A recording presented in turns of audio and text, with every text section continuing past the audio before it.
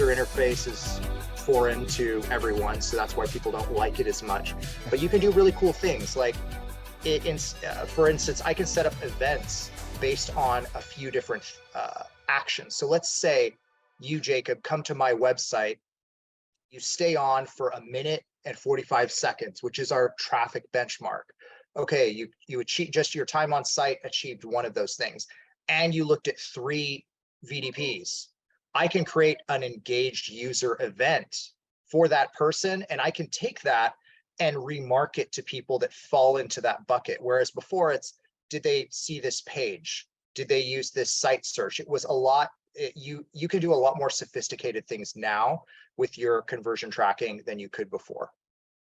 I think we definitely need to have you on for just a SEO or organic and a GA4 conversation, because that's hitting everybody by the broadside. And I think we've only got a few more days until UA or GA3 is sunset.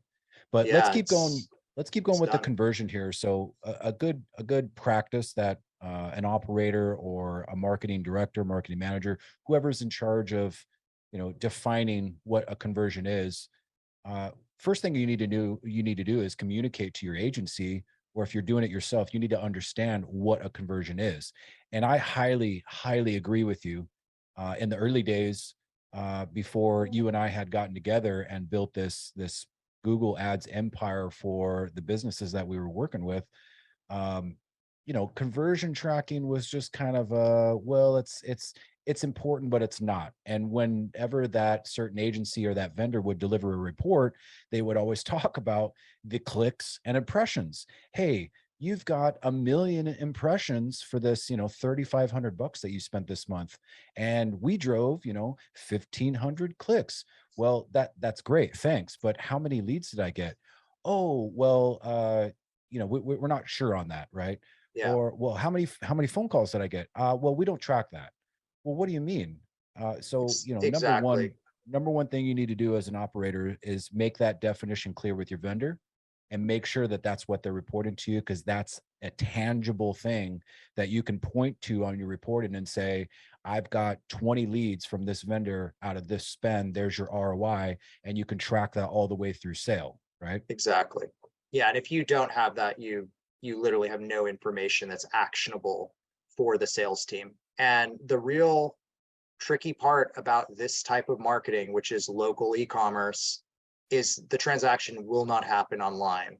There's a lot of great companies we work with where all the transaction value is captured online and can get passed from Google Analytics to Google Ads. That's the easiest thing. That is so easy. But what's hard is, hey, this person made a phone call 2 weeks ago and then they walked in, stitching Yeah. that together. If you're not tracking the phone calls, you're just going to think your business is thriving on fresh ups or something. We see that all the time. When I look at a CRM report, where did all of our sales come from? Okay, 10 came from PPC, 5 came from website general or direct or whatever, and like 85% of them are just walk-ins. People just seem to love walking into our motorcycle dealership just on their way home. Like, it makes no sense. That's not how people work. So essentially, conversion tracking, another way to think about it is the milestone of that sales journey. It's an important milestone. It's the most important milestone to you as a dealer, right? Because you need to make sure that people are searching. Great milestone. They've checked that off on the intent side. They've gone to your website. That's another great milestone.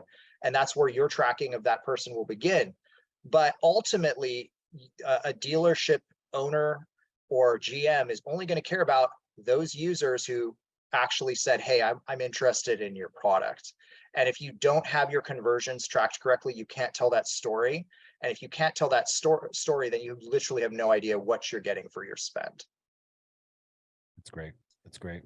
Definitely something that needs, more emphasis with a lot of these operators, rather than just signing a contract. Hey, he's my vendor. They basically let them run with whatever they need to do. So this is just more or less being involved in having these conversations with your vendor to say, this is my definition of a conversion. This is what I want to spend money on inventory wise. These are some goals or promotions that we have going on this month or next. And it's really just having that open line of communication. Yeah, absolutely. And if you see vendor doing something stupid like tracking visits to a contact us page or VDP view as a conversion, they're cheating. They're literally setting the goalposts or setting the bar way too low for themselves. A VDP view is not a lead. If it's not actionable for your sales team, it is not a conversion. So it's really important that you only track things that are true information capture as conversions and don't muddy the waters with like VDPs and all this other stuff, because Google won't know what to prioritize. So it's going to go for distribution. So you're going to get a lot more VDP views than form leads. So if you have them both tracked as conversions, you're not going to get a lot of form leads because Google's going to be optimizing to VDPs, if that makes sense. Totally.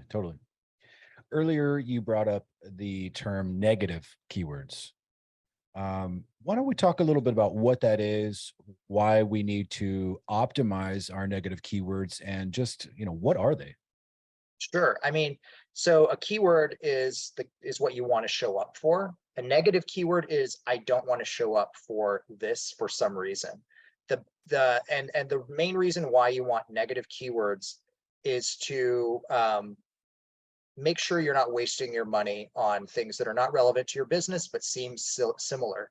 A great example, back in the day, I remember there was a couple of big events that happened within a couple years. Tom Ford came out, the song Tom Ford by Jay-Z came out. And for all of my campaigns that were just bidding on Ford, we're just getting a bunch of crap traffic for people that were Googling to get to a YouTube video so they could hear Jay-Z. Another one would be Rob Ford, the late great mayor of Toronto, who was famous, went viral for smoking crack or something crazy like that. And that was another, I literally was getting traffic, and I could see in my search terms report people typing in Rob Ford, and Google's like, hey, Ford, that's good. So what a negative keyword does is it really helps steer your intent. So for instance, if we're selling motorcycles for adults, we want to exclude kids, amateur. If we are selling things for men, like gear, we want to make sure that we have ladies, women's excluded from that campaign, and then have a separate one for women's where men's is excluded. What you're really trying to do is say, like, this is the product I have to sell, and it's not this other one. I think the best example I can actually give you, it comes from multifamily housing. Three really good examples. Every apartment community, regardless of whether they're luxury or not, thinks of themselves as luxury. However, not a lot of them are. Some of them are student housing. And apartment communities that are not student housing do not want to show up for that. Apartments that offer voucher housing for people who are, financially, have like Section 8 or voucher housing or something like that, they don't want to acquire that type of traffic because they're looking to lease, say, a $3,000 a month unit in Miami. What they don't want to show up for is Section 8. They don't want to show up for student housing because that is also a discounted category. So in auto, a great example, again, Honda Civic needs to be a negative for anything power sports related, or you will have a lot of people that will type out things that are very similar to your products, or Google might think they are, but they're not. So it's really just a matter of steering your spend as much as you can to the intent of your product, and thinking about what are things that people could say something similar, but it would be a complete miss. So Honda Powersports, Honda cars is probably the most appropriate example I have for the automotive industry. Right. Or another one might be, we're obviously on a dealership Fixit podcast, right? So we're in the retail business. So if you're selling razors, but you don't want to show up for rental razors, right? You want to negative out your rentals, optimize your for sales, and then you won't show up for, those types of keywords. Now you can see this in your Google Ads account. And this is something that you typically go over pretty frequently, where you may show up or you may serve an ad for one of these keywords that maybe you even didn't think about, but it's a good practice to be consistent in checking those keyword lists and saying, oops, I didn't want to show up for this one, tag it and mark it as a negative keyword. And then it goes in that overall list, right? But in your case, the Jeep Wrangler was the Polaris RZR, right? They just kind of sell themselves. They get a lot of attention anyways. You're going to get clicks off of them organically or paid. But this guy needed to move Ram 1500s. I kind of equate that to poor Suzuki, right? I Yeah. love Suzuki, have been a fan of Suzuki. I've owned Suzukis, but right now, last couple of years, their product is not all that invigorating, right? But Yeah. we still have product that we need to get through, motorcycles, ATVs. And so what you're saying that a given dealer can do with direction and knowing about that business and what product he needs to prioritize, he can push a little bit more budget to the Suzuki line. Or let's say I'm sitting on 25 Suzuki ATVs. I need to move these ATVs or it's going to kill me. You can push a lot more effort into those without really touching the budget on everything else. Is that what you're saying? Correct. And just being very specific, let's say you had a general new inventory campaign, which by the way is what everybody does. Yep. They just do all the new stuff goes in one, Suzuki by Can-Am and everything else. You will not sell more Suzukis because the budget will be allocated by search volume. So what would be the more popular model that we would compare the Suzuki to? The Polaris. So Yeah. if you have Polaris and Suzuki in the same campaign, you're like, hey, this is $100 per day, and there are 10,000 people in that time frame looking for Polaris, and 1,000 looking for Suzuki. Guess what Google's going to do? No one cares about Suzuki. We're going to spend all of this resource here because Google is looking for volume and distribution. So the only way to basically force the system to say, hey, I do want a lot of Polaris and I also need this Suzuki because that's what I have to sell, is to separate those into different campaigns and give them their own budgets, make sure that the target area is correct. But the worst thing you can do is have just kind of a general new or general used inventory. It's, the traffic that you get, well, it's just whatever's available, and that's not targeted. With Google Ads, you really just need to be emphasizing what you have in stock versus what people are looking for, if that makes sense. Right. That's great. Let's switch gears and talk about conversion tracking. So up until this point, we've talked about whether you're an agency or you're, at the dealership trying to create your own level of detail within your own Google campaign. Conversion tracking is kind of one of these things that is left on the back burner, right? Because a lot of effort goes into the website where you're going to drive all these clicks, the keywords, the campaign structure, the ad groups, writing the copy. And we'll get to negative keywords here in a second. It's on my list, but conversion tracking, why is that so important? And let's go with a couple definition of what conversion tracking is. Sure. So for me, here's the problem with just kind of Google, frankly. You can call anything a conversion.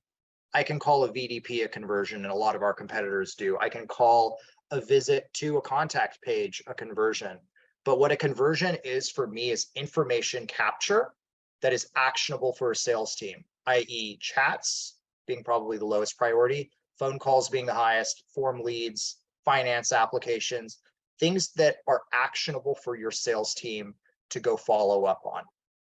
So the problem with conversion tracking is it kind of sits in no man's land.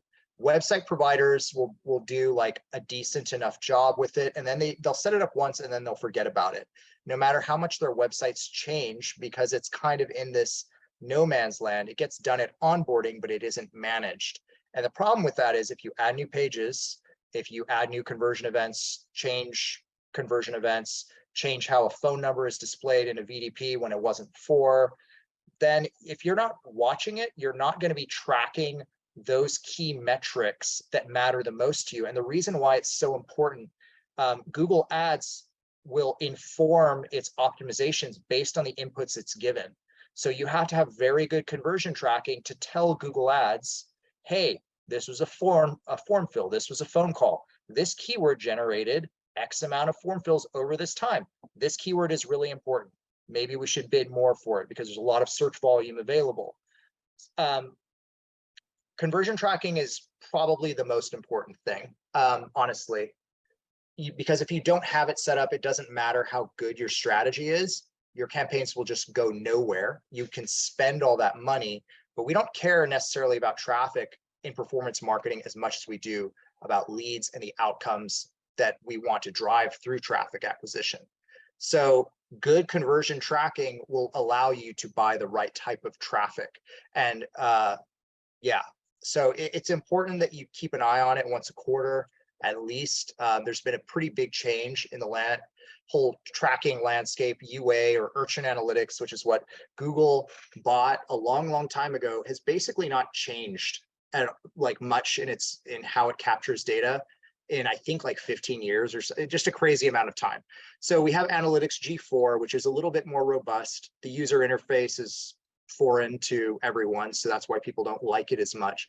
But you can do really cool things, like for instance, I can set up events based on a few different actions. So let's say you, Jacob, come to my website, you stay on for 1 minute and 45 seconds, which is our traffic benchmark. Okay, you achieve, just your time on site achieved one of those things, and you looked at 3 VDPs.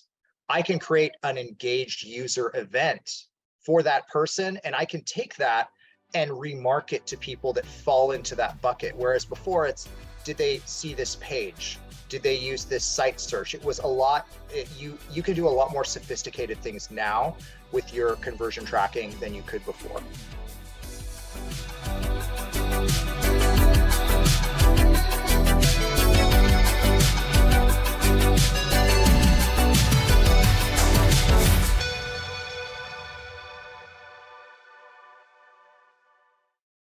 Dealers, get ready to accelerate your sales with Moto Hunt Marketplace. For a limited time, we're offering a free trial to Powersports and motorcycle dealers to showcase your inventory where it matters most. Moto Hunt isn't just a platform. With our unparalleled Google-esque search technology, your listings climb to the top of page results, capturing the attention of motivated buyers without the need for a bidding war.